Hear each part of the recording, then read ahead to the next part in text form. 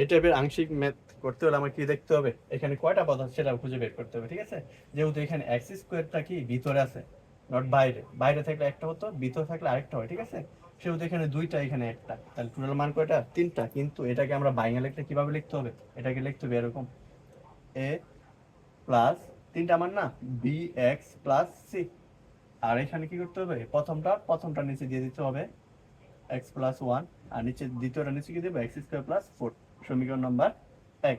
এখন এটা কি করতে হবে, এক নম্বরের উভয় পাশকে এটার নিচে যা থাকবে তা দ্বারা গুণ করে দিব। তাহলে কি হবে, গুণ করলে বাম পাশে থাকবে X square minus four X minus seven, আর এখানে কি থাকবে, এর নিচে এক্স প্লাস ওয়ান, তো এটা কি উপরে চলে গেলে এটা আর এটা কাটা যাবে, থাকবে কি A into X square plus four. তাহলে বি এক্স প্লাস সি এর সাথে কি থাকবে, বি এক্স প্লাস সি এর সাথে এক্স স্কোয়ার প্লাস ফোর, এটার সাথে কাটা কি থাকবে, কি এক্স প্লাস ওয়ান।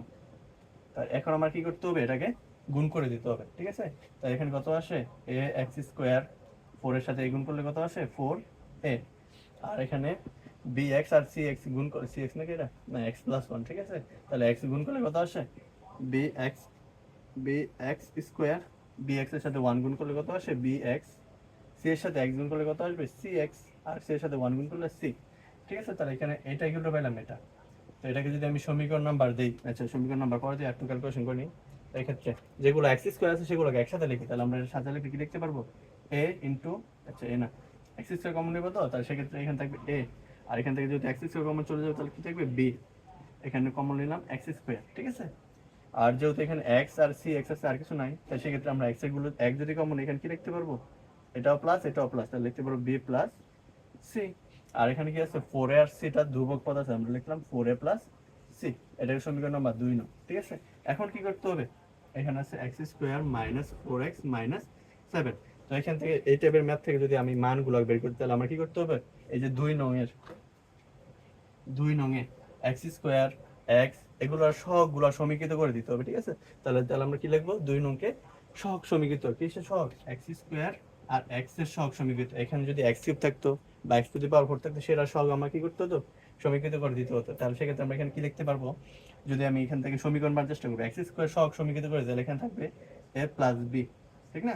তো এখানে পরে এখানে মানটা কি থাকবে, এই যে এখানে এক্স স্কোয়ার সহগের সাথে কত আছে, ওয়ান আছে, তাহলে আমরা লিখবো A plus B equal to one, সমীকরণ নাম্বার 3, ঠিক আছে।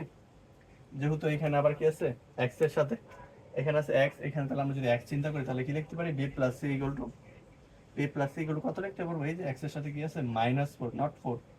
আর এখানে ফোর এ প্লাস সি ধ্রুবক, এখানেও কি ধ্রুবক আছে মাইনাস সেভেন, তাহলে আমরা লিখতে পারবো four A plus C equal to minus seven.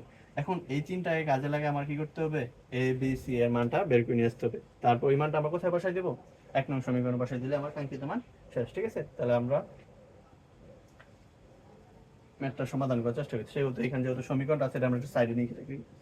এই তাই কি পেলাম, A plus B equal to পাইলাম one, B plus C equal to পাইলাম minus four, four A plus C equal to পাইলাম কত, মাইনাস সেভেন। তাহলে সেহেতু এখানে আমরা ক্যালকুলেশন করার চেষ্টা করি। তাহলে আমরা এ প্লাস বি ইকুয়াল যদি ওয়ান পাই, তাহলে আমি এখানে কি লিখতে পারি, এ প্লাস বি ইকুয়াল টু পাইছি ওয়ান। তাহলে আমি এখান থেকে যদি কি লিখি, ওয়ান মাইনাস বি লিখি, এই যে এর মানটা আবার কোথায়, আচ্ছা এখানে তো এর মান নাই না, তাহলে এখানে আছে এর মান। তাহলে আমি এই যে এইখানে এটা যদি সমীকরণ নাম্বার দিই, এটা 3, সমীকরণ নাম্বার দিই 4, সমীকরণ নাম্বার দিই 5, তাহলে এটা কত নম্বর সমীকরণ, এটা 6 নম্বর সমীকরণ, ঠিক আছে। তাহলে এই এর মানটা আমরা 5 নং সমীকরণে বসাই দিই। তাহলে এর মান কোথায় বসাবো, এ ইকুয়াল টু 5 নং সমীকরণে বসাইবে, এর মান 5 নং সমীকরণে বসাবো। তাহলে সমীকরণে যদি বসাই তাহলে কি আছে, এখানে 4 1 minus b plus C equal to minus 7। তো এখানে কি আসতেছে, 4 minus 4b plus C equal to minus 7। তো এখান থেকে যদি মান বের করতে চাই তাহলে তো মান থেকেই যাচ্ছে, ঠিক না।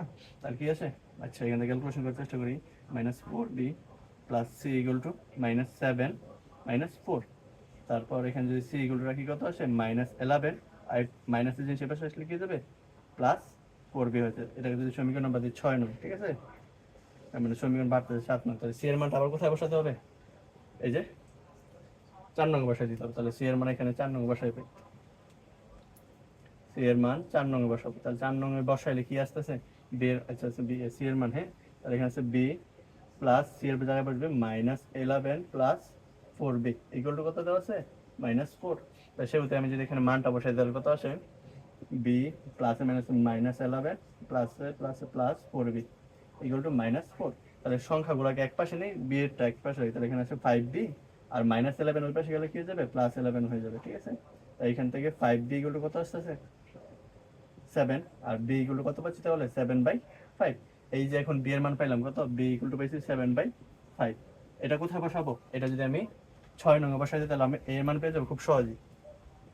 এটা মুছে রাখি, দরকার আছে। আচ্ছা, সি এর মানটাও রেখে দিই। সি এর মানটা কত ছিল, সি ইকুয়াল টু পাইছি -11 প্লাস 4b, 7 নম্বর সমীকরণ ছিল। ঠিক আছে, তো এটাকে আমরা পরে বসাবো। তো আমরা কি করি, এর মানটা বাসায় বের করে ফেলি। আচ্ছা, তো এখানে পাইছি কত, বি এর মান 7/5, তাহলে এই গুলো কত আসে 1 - 7/5।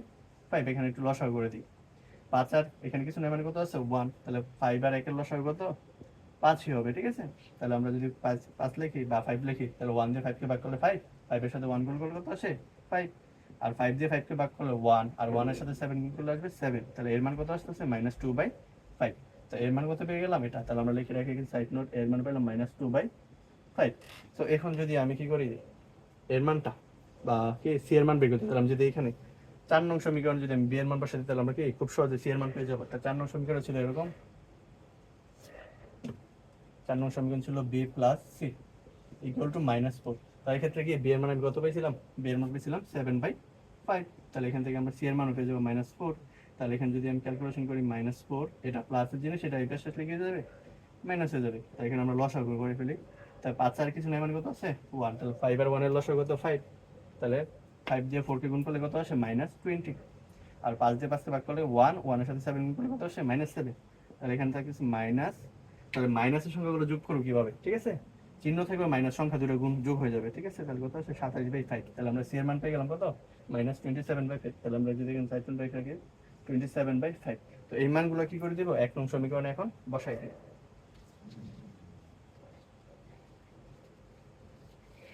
তাইলে 1 নং সমীকরণে এবিসি এর মানটা বসাইলে কি আসে, এর মান পাইছি -2/5, আর এখানে ছিল x + 1, আর এখানে কত ছিল bx + c, ঠিক না। তো বি এর মান কত পাইছি, বি এর মান পাইছি 7/5 * x প্লাস সি এর মান কত পেলাম, সি এর মান পাইছি -27/5, আর নিচে আছে কত x² + 4। তো এখান থেকে ক্যালকুলেশন করলে কি আসে, যেহেতু এটা মাইনাস, তাহলে আমরা প্লাস মাইনাস সামনে চলে আসবে, 2টা উপরে রেখে দিই, ধ্রুবক সংখ্যাটা নিচে নিয়ে আসি, তাহলে কত আসে x + 1। আর এখানে কি হবে, এখানে হবে এরকম 7/5x, এখানে প্লাস মাইনাস করে ফেলে আগে 27/5, আর এখানে আছে x² + 4। যদি এখানে একটু আবার একটু ক্যালকুলেশন করি, তাহলে সমীকরণটা দাঁড়াবে এরকম 2/5x + 1, আর এখান থেকে কি 5 আর 5 এর লসাগু 1, তাহলে 5টাই নিচে আসবে, ঠিক না।